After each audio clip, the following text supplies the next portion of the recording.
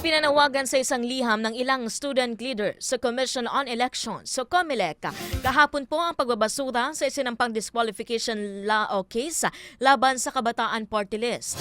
Nagsimula ang disqualification case noong September 2021 nang maghain ng petisyon ng National Task Force to End Local Communist Armed Conflict o NTF-ELCAC para kanselahin ang registration ng kabataan na inaakusahan itong front organization ng Communist Party of the Philippines sa CPP.